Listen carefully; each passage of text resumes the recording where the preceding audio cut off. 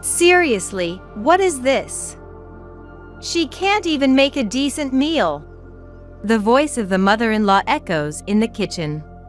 Hey, that's way out of line. Talking back is pointless. Don't you dare talk back to your mother-in-law. Even with a husband who defends his mother, there's no one on the wife's side.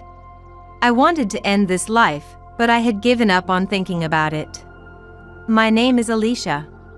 I'm 32 and work as a nurse at a local hospital. Married for 5 years now. We want kids, but it's just not happening when we want it to. Working at a general hospital means night shifts, and I'm feeling my age. Should I change jobs? I've been thinking about it a lot lately. There are other nursing jobs. I don't have to work at this busy hospital. A colleague who quit when she got married is now working reception at a clinic near her home. I'm so jealous. I never really considered quitting or changing jobs when I first got married. My husband, Dustin, wanted me to focus on housework, but I was stubborn. I was afraid I wouldn't be able to go back to work if I quit. Now, all my close colleagues are on maternity or parental leave, and I'm left to pick up the slack. Before I knew it, I've climbed the ranks to become second in command. It's fulfilling to be trusted with hospital-wide responsibilities. But there's a biological clock ticking. Shouldn't we think about having kids? I once suggested this to Dustin, but he brushed it off. Sure, when the mood strikes. Dustin and I are the same age. We met at a party when we were 25. He was always considerate, a real gentleman.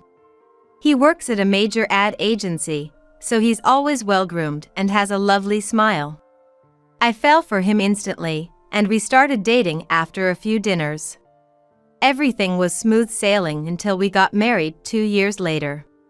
Now, he's gained weight and rarely smiles. We both have our flaws, but are we really a couple if we're just sharing a bed? We hardly have time for meaningful conversations. The only way out of this rut is to have a child. That's what I've been secretly thinking. Recently, another issue has come up. Mother-in-law moved in, and we never even agreed to it. It started about 3 months ago when my father-in-law passed away from a long-term illness. Mother-in-law, who lived just a 5-minute drive away, started visiting us more often. That's all there is to sympathy. That would have been fine, but her visits became longer and more frequent. One day, I came home exhausted to find mother-in-law in the house. She had made a copy of our key. Eventually, she pretty much moved in. Later, I found out her house had been sold. There was no going back. Mother-in-law, this apartment is meant for 2 people. We can't just have you move in. I tried to choose my words carefully, but it was in vain. How awful. You want to kick out an old lady? I heard from Dusty Bear that you have an extra room, so I'm doing you a favor by living here. I'm your husband's mother, so just be respectful and deal with it. She talks down to me like this. We've never had a good relationship to begin with. Living together has only deepened the mother-in-law and daughter-in-law conflict. And Dusty Bear? Really? It feels weird to have a nickname for a man in his 30s. What's worse, Dustin calls her mama when she's around, which gives me the chills. I suspected he was a mama's boy when we were dating, but seeing it in action is a bit much. I've heard that how a man treats his mother is a good indicator of how he'll treat his wife. I used to find Dustin's kindness towards his mom endearing. But now, it seems like all of his kindness is directed at her, not me. I've tried to talk to Dustin about the living situation multiple times. Dustin, we never agreed to this. Can you please talk to your mom? She's lonely since Dad passed away. She lived nearby anyway, so it's not a big change, right? He always brushes me off like my feelings don't matter. Living together is way more stressful than living nearby. I'd even be okay if she rented the apartment next door, but sharing a 2-bedroom is unbearable. I wish we could move to a place where we don't have to see each other all the time. Both Dustin and I have full-time jobs, so it's not like we're strapped for cash. We just haven't found the time to move. Hey, why don't we look at some new places on our next day off? Let's move somewhere bigger. You're the one who said we should save for when we have kids, remember? Stop changing your mind. Besides, I'm fine with this living arrangement.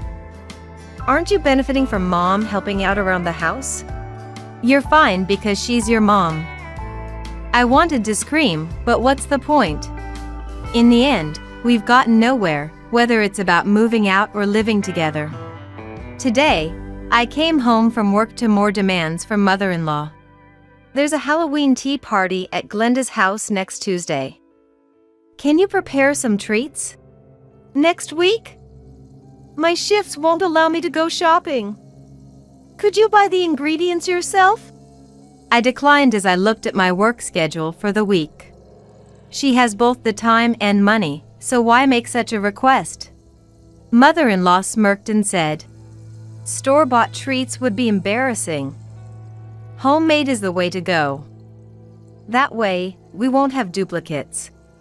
Oh, you mean the ingredients? What are you planning to make? My schedule won't allow me to go shopping. Before I could finish, mother-in-law cut me off. Oh, you're so clueless. Obviously, you're the one who's going to make them. You're so useless. And there it was, another verbal jab. I can't do it.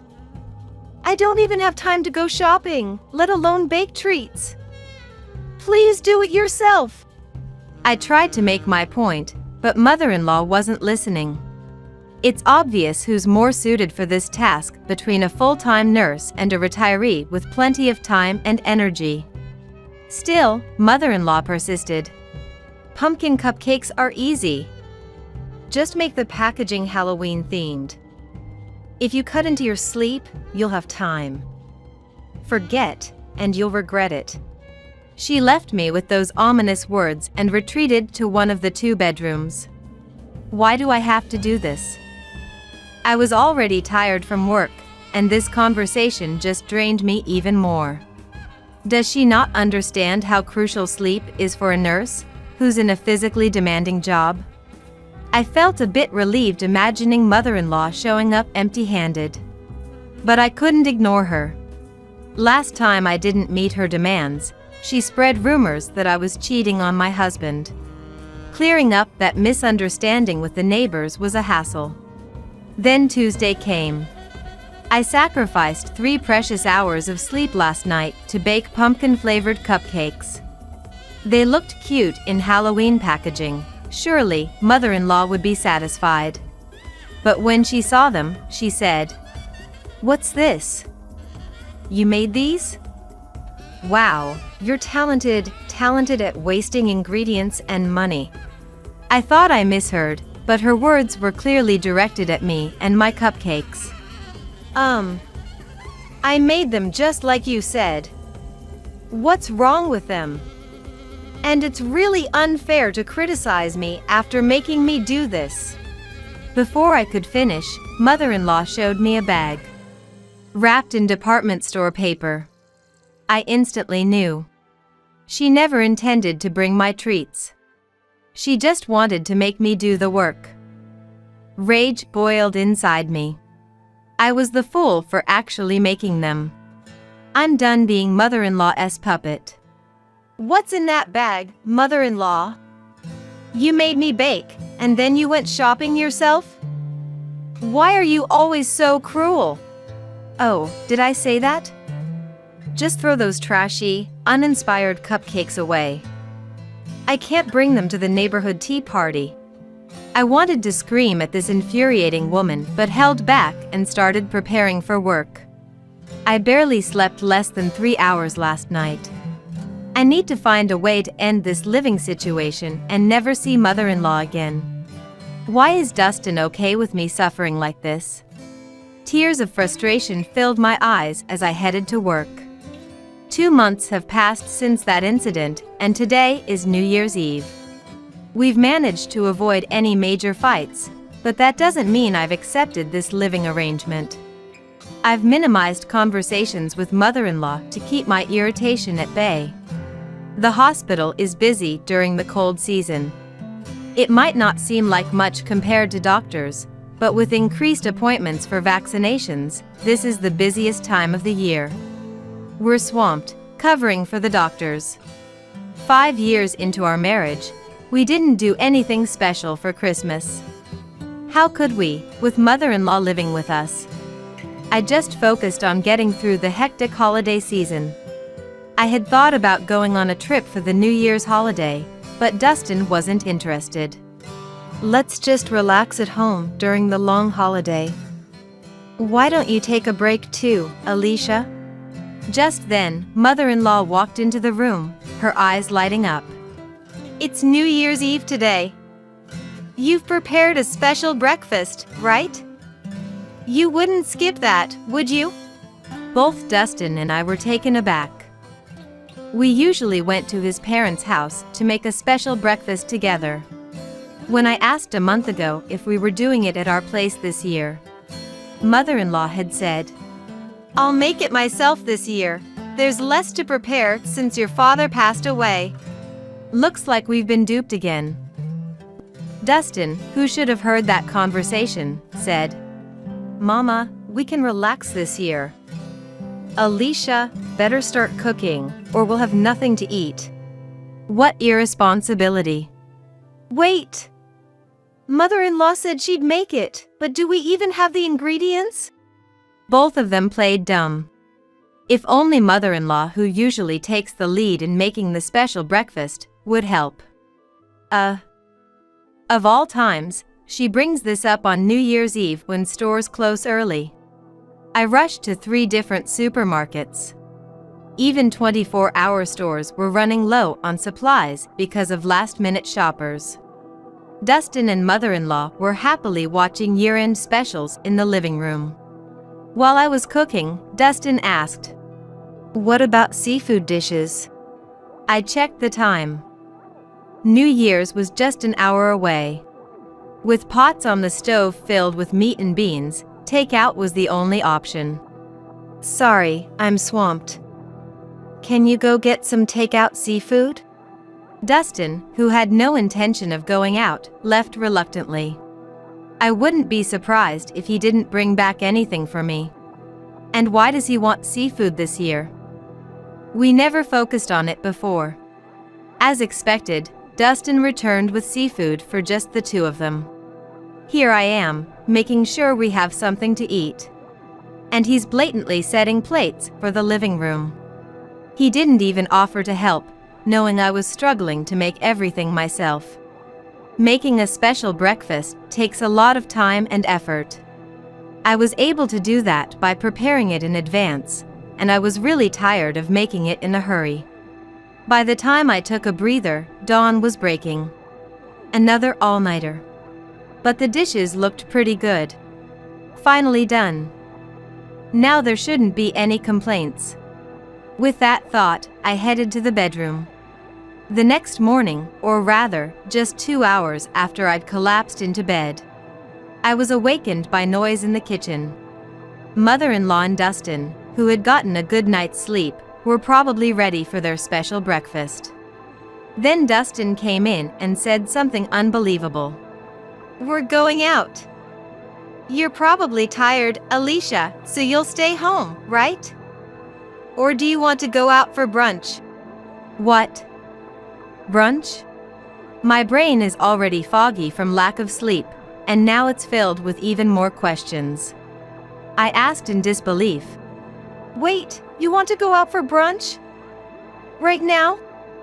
But I made a special breakfast, so we don't need to eat out, right?" Well, yeah, but... I'm annoyed by Dustin's vague response and head to the kitchen. To my horror, my mother-in-law is about to throw away the food I stayed up all night to make. "Hey! What are you doing?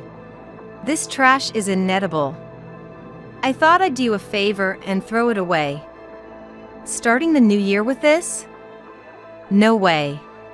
I managed to snatch the food from her, but in the process, some vegetables fall to the floor. Why is this happening to me? As I'm picking up the fallen vegetables, tears start to roll down my cheeks. Dustin, seeing all this, puts on his jacket without offering any help. All right, let's just go have brunch by ourselves, Alicia. Take care of the rest. And just like that, they leave to enjoy their brunch. This can't go on. If we have a child, I can't raise it with Dustin. After cleaning the floor, I decide to eat the special breakfast I made. It's not bad, if I do say so myself. Sure, it might not be as good as the special breakfast my mother-in-law makes every year, but considering I made it in a hurry, it's decent both in taste and appearance. As I'm eating, the intercom rings. Who could it be this early in the new year? When I go to the door, I'm shocked and decide it's time for revenge. 3 days later, I'm packing up my things at home. All right, this is the last box. All that's left is to talk to my mother-in-law when she gets back. Just as I'm thinking this, she storms in. You've embarrassed me. What are you going to do about it? She yells at me. What's all the fuss? I haven't done anything. I reply calmly, and she turns red. The neighbors are laughing at me. They're asking if I'm bullying my son's wife. They heard about the special breakfast. Clear up this misunderstanding right now. I didn't spread any rumors, but isn't it all true? It seems the gossip-loving neighbors have spread the word about the New Year's meal. And what about Halloween? They think I wasted the treats you made. Now no one will invite me for tea. The person who visited me, left alone on New Year's Day, was Eliza, a leader in the neighborhood. I was surprised to see her at the door since we usually only exchange greetings. Eliza seemed to have noticed that I wasn't getting along with my mother-in-law. She was concerned after seeing my mother-in-law and Dustin go out together after the countdown party. It must be tough with your mother-in-law moving in, huh? She's been telling everyone that you and her son suggested living together. But everyone knows Crystal is just a neighbor and you're still young. They know something's off. Crystal is my mother-in-law. Eliza's words lift my spirits a bit.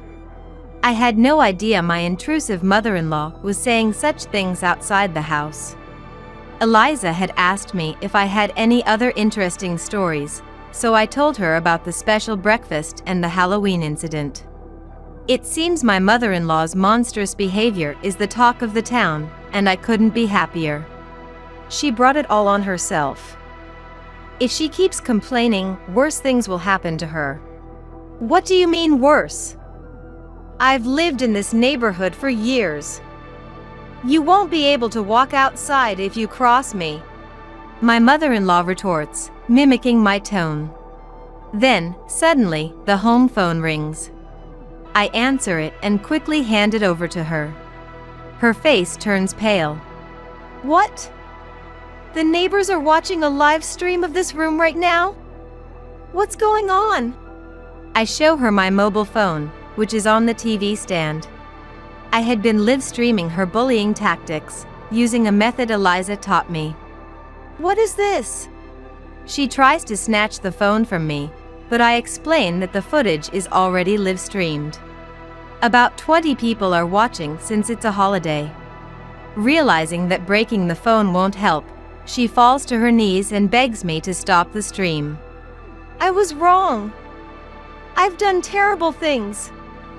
Please stop the stream.